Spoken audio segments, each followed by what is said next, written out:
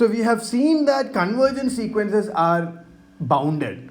We will now see a similar results for integrals, but before going to that, let us discuss an example.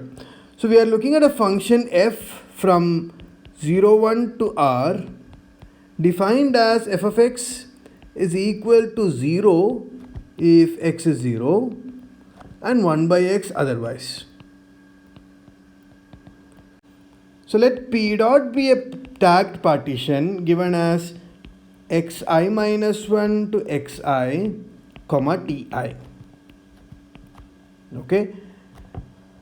Now let P dot be arbitrary except for the fact that I dictate what t1 is equal to. So let me say that t1 is equal to x1 squared.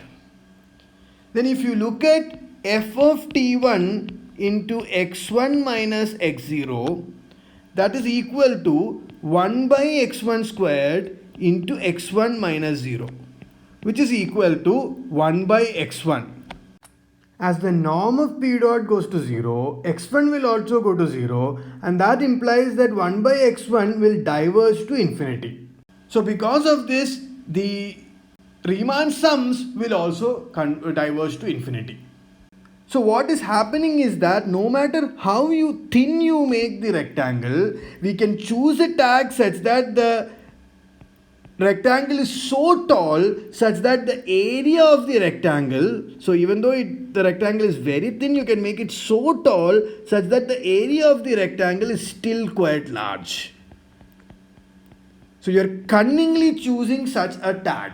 And we will use the same idea to prove that any unbounded function is non-integrable. So theorem,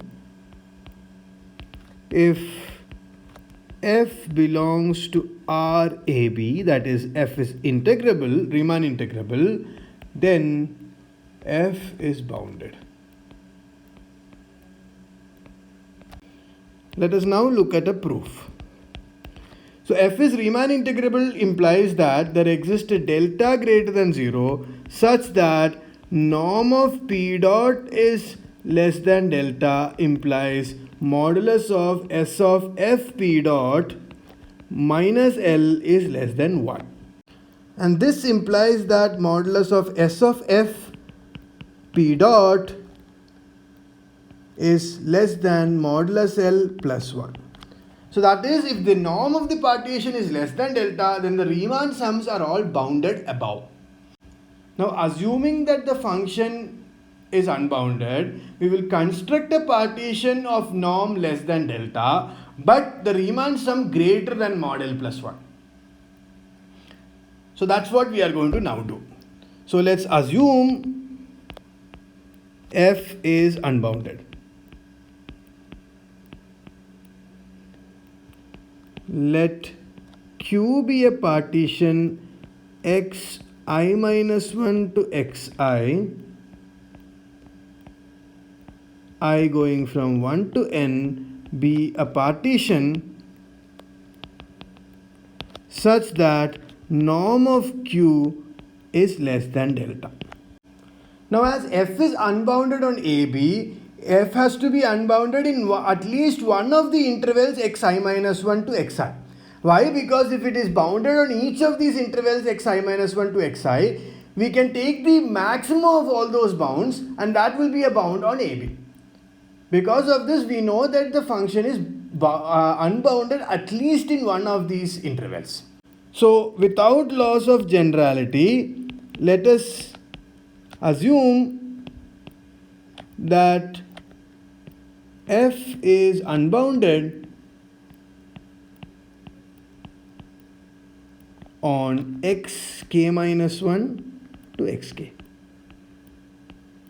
Now the idea is that we will choose a special tag in this interval, and in the other intervals it does not really matter.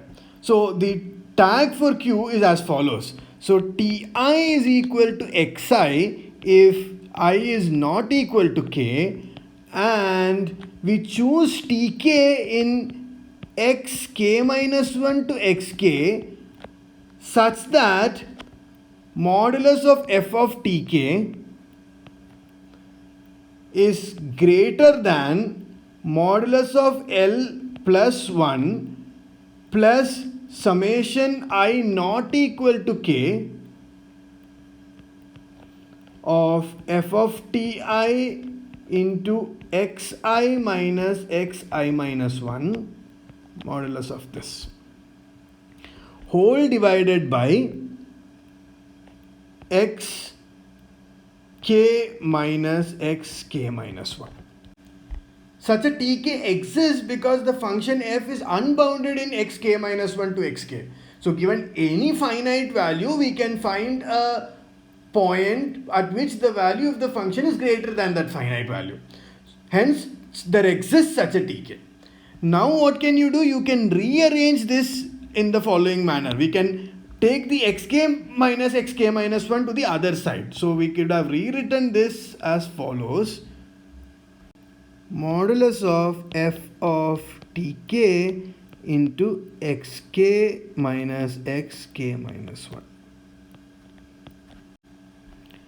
As mod of a plus b is greater than or equal to mod a minus mod b. This is a form of triangle inequality we have seen many times. Okay. Modulus of s of f q dot is greater than or equal to modulus of f of tk into xk minus xk minus 1 minus modulus of summation I not equal to k f of ti into xi minus xi minus 1, which is greater than mod L plus 1. And hence we have a contradiction. So our assumption that f is unbounded should be wrong. So f has to be bounded. Now let us prove another property of integrals. So let g be Riemann integrable. Okay. And f of x be equal to g of x for all x not equal to c. Then f belongs to RAB and integral a to b f is equal to integral a to b g. Let us repeat.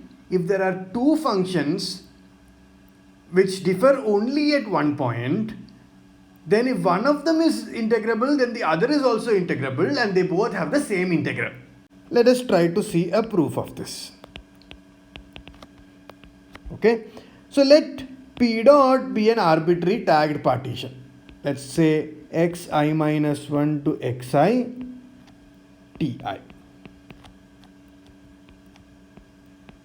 I going from 1 to n. If c is one of the endpoints xi, then ti can be equal to c for at most two subintervals. If c is not an endpoint, then ti is equal to c for at most one i.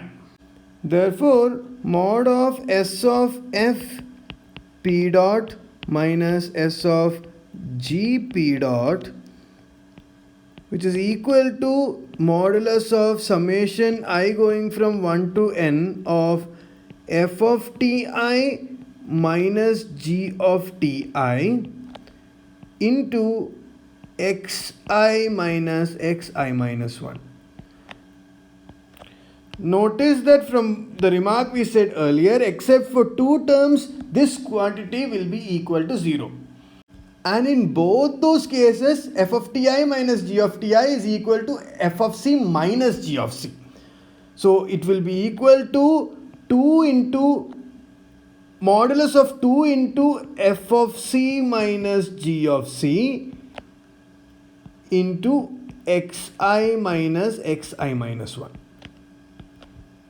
Okay, which is less than or equal to 2 into modulus of f of c plus modulus of g of c. Here we use triangle inequality into norm of p dot.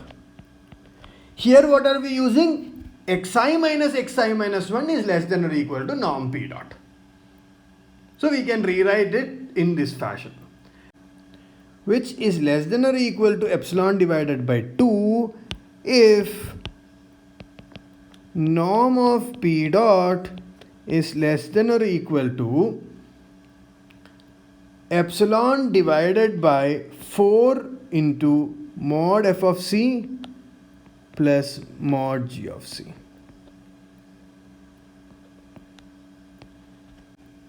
Let's call this quantity delta 1 of epsilon. On the other hand, as g is integrable, for every epsilon greater than 0, there exists a delta 2 of epsilon greater than 0, such that modulus of s of g p dot minus integral a to b g is less than epsilon by 2 if norm of p dot is less than delta 2 of epsilon. Now what do? You take delta of epsilon is equal to minimum of delta 1 of epsilon comma delta 2 of epsilon, and let p dot be a partition such that norm p dot is less than delta of epsilon.